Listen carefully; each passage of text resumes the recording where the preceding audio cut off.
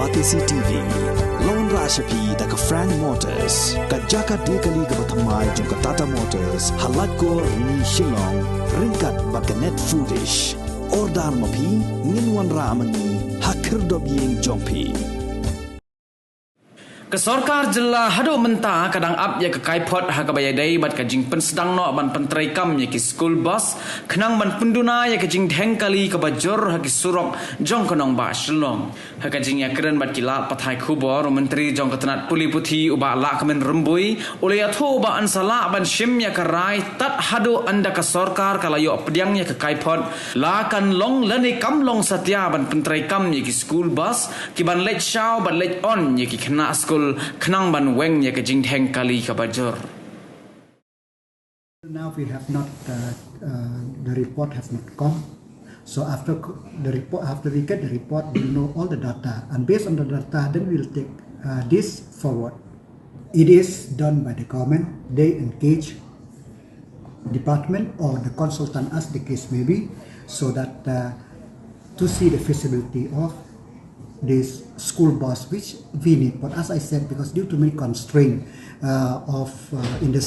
in Shillong, so whether it is possible or not, or by keep applying this school bus, it will bring more traffic jam. So the main purpose is to ease the traffic congestion and also to help the commuter in commuting from one part of the city to another part of the city. This is not a new thing.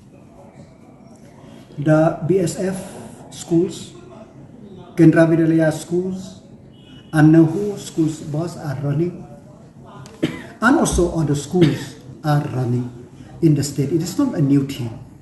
So all the check and balance will be looked into if, as and when this scheme of the government roll out, if it is feasible.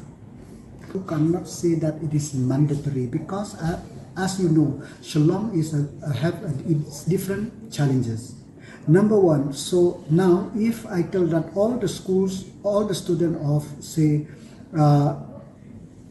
Loroto, Saint Nis, Saint Mary's, Saint Margaret, and Presbyterian school and all other school Limecraft should come by school bus, then one school, say Saint Nis, they have thousands of students. How many buses we need? And those buses, after dropping the student, where they will park? And from that parking space which we provide, then they will come, how much time they will take, and where they will park for the student for embark or disembark.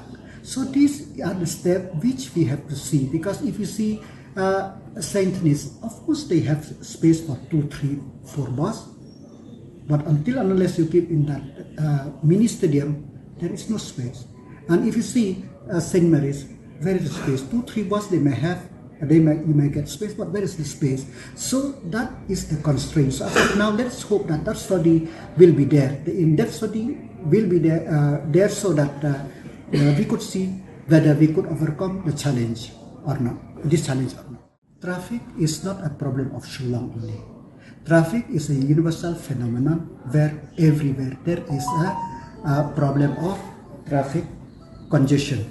But having said that, in other states where there is the terrain, the geography of the town, the geography of the city is different, but here in Shillong it is different.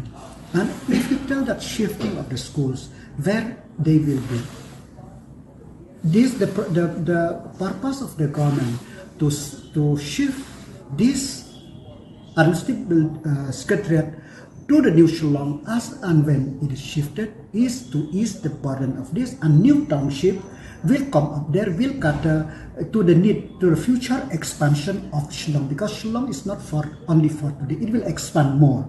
But having said that, by shifting this, then it will develop that new township. But what the government should think now is that to think beforehand, so that in that new Shillong or new township or in as the case may be, proper plan should be there so that the problem which Shillong face today will not face in the future.